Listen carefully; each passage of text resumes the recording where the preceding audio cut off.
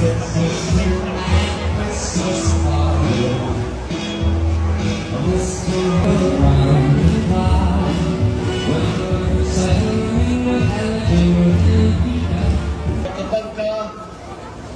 ganitong pangyayari, ang una namin iniisip kung paano gagamitin itong nakakahuling mga bagay-bagay nito kung saan hindi naman pagkain.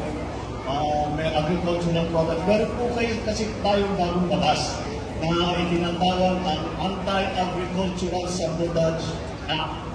Ibig sabihin na ginagawa natin ang lahat ng pangangaralan upang pababain ang presyo ng pagkain. At yun po, yung smuggling po, ang problema kasi sa smuggling, ang ginagawa po, ini-smuggle nila, pinapasok nila, tapos iipitin, hindi ilalabas, mag-aantay hanggang tumaas ang presyo. Pag tumaas ang presyo, saka nila pagbibili. Kaya yun ang iniiwasan. Natin lahat ng mga magagandang layunin ng ating pagmamahalaan tungo sa isang bagong Pilipinas.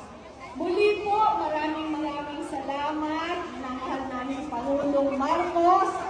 Napakabuti po ninyo sa amin pong mga Manilenyo. Magandang umaga po sa inyong lahat.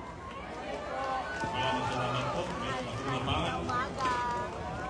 upang magbigay ng kanyang mensahe.